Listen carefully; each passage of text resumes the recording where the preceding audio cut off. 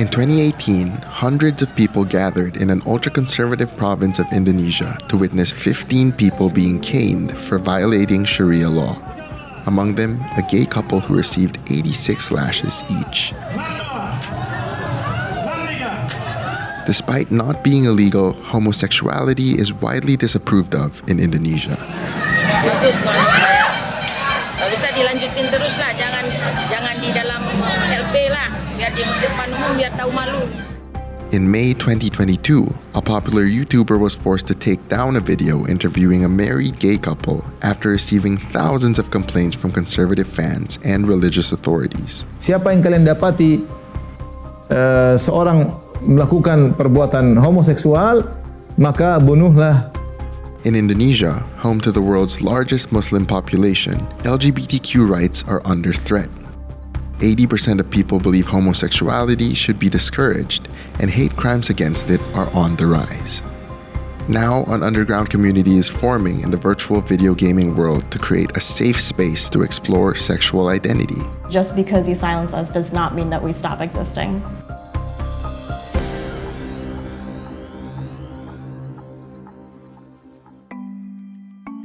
Hello, Irene.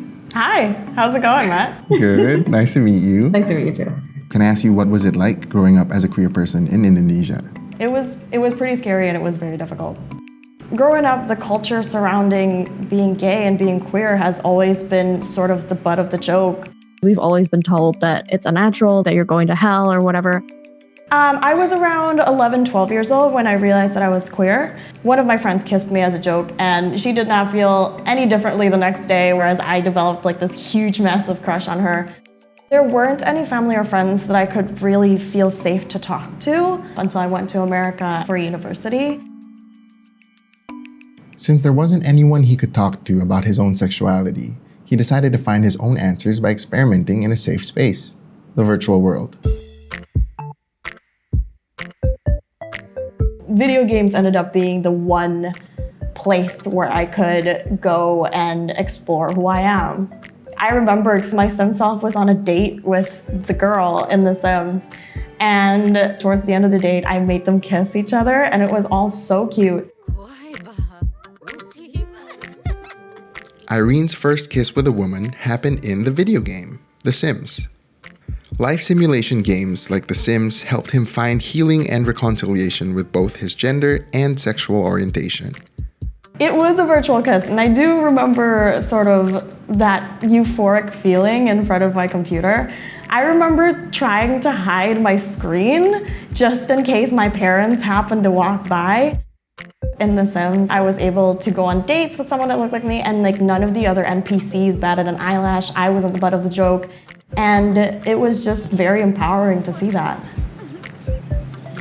I think she likes us. Now, one video gaming company in Indonesia, Stairway Games, is going against social norms by creating a pro-LGBTQ farming sim game called Coral Island. In a bold move to support the LGBTQ community despite the rising backlash in Indonesia, Coral Island allows players to customize their own honorifics and even marry any romanceable characters in the game, regardless of sex or gender. Video games like Coral Island are becoming ever more important in a virtual space plagued by toxicity and discrimination. A 2020 survey found that 38% of LGBTQ players reported facing harassment on the basis of their sexual orientation. As a queer Twitch streamer in Asia and video game player, have you faced any harassment due to your sexuality before? I have. A big video game that I play allows you to set sort of your banner and like your profile picture and whatnot. And the profile picture I chose happened to be like a Pride-themed profile banner. And unfortunately, we were losing.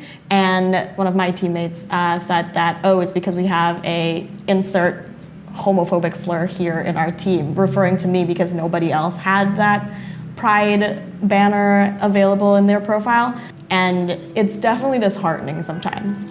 Aside from experiencing homophobic insults, Irene has also encountered death threats, hate raids, and has even been doxxed before. One really scary incident that I faced after leaving America, thank goodness, is someone came into my personal inbox, like my email, and said, I know that you are this person on Twitch. Isn't this your address?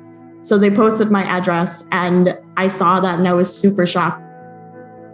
Despite all the harassment you face, all the scary threats, why do you still continue streaming? When I was much younger, I could not find any environment where I felt like I could exist. Hi Jason, how's it going? Welcome in, how was your stream? And so I just wanted to share my story and what I represent, and in hopes that it inspires everybody else to know that it's not bad to be who they are, and knowing that they're not alone. How does a non-binary samurai kill people? They/them. Due to these identity-based harassment in online games, some online multiplayer gamers have taken measures to protect themselves through changing the way they play by either not using in-game voice chat or changing their in-game name altogether.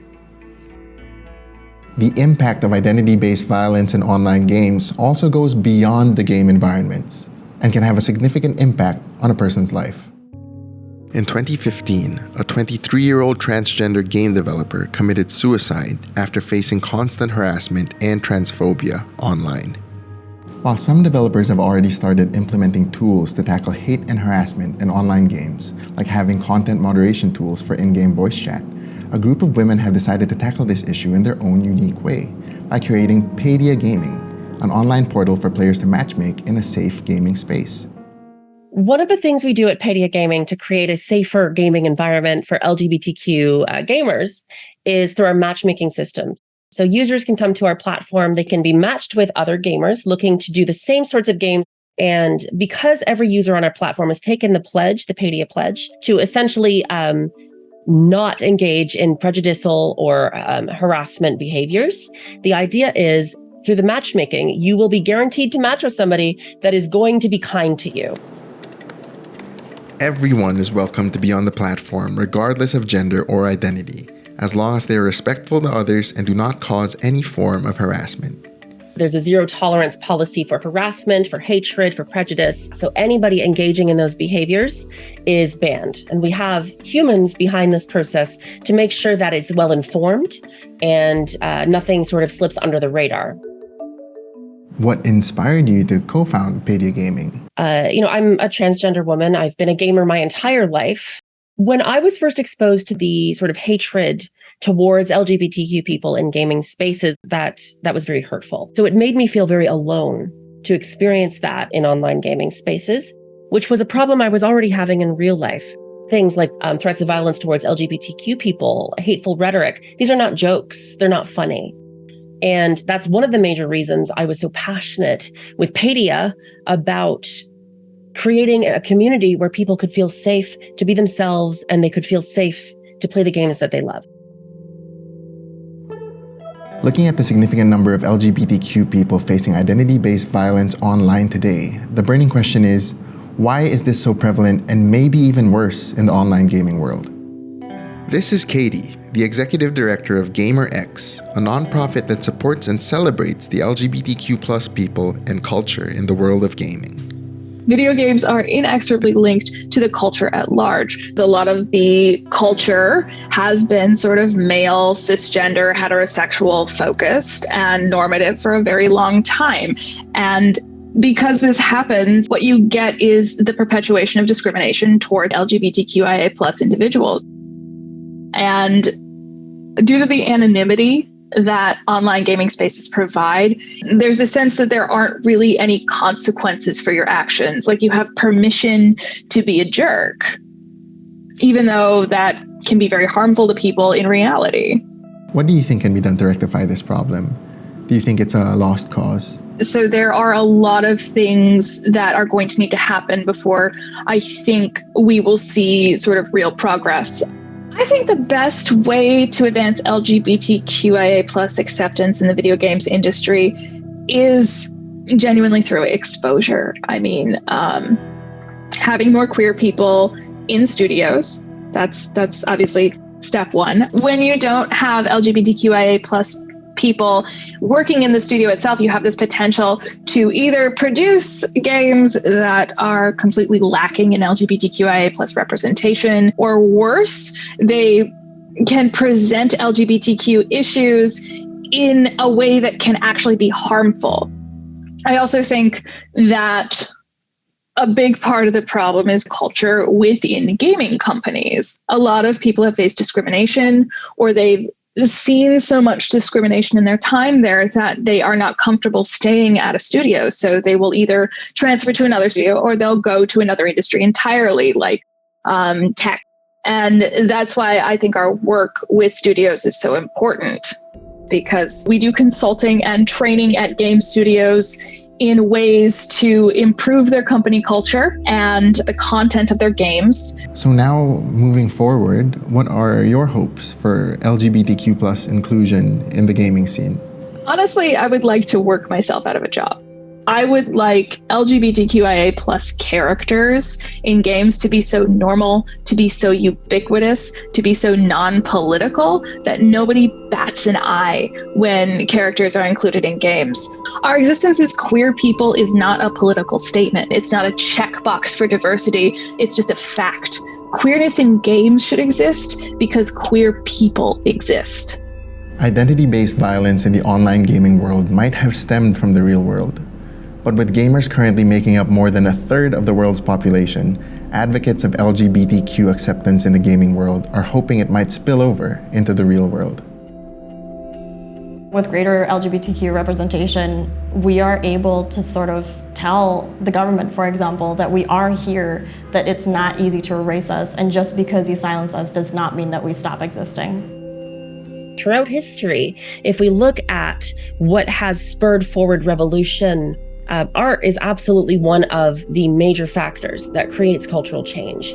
And this would be things like, say, plays, dance, paintings, visual arts, film, even video games as an art form.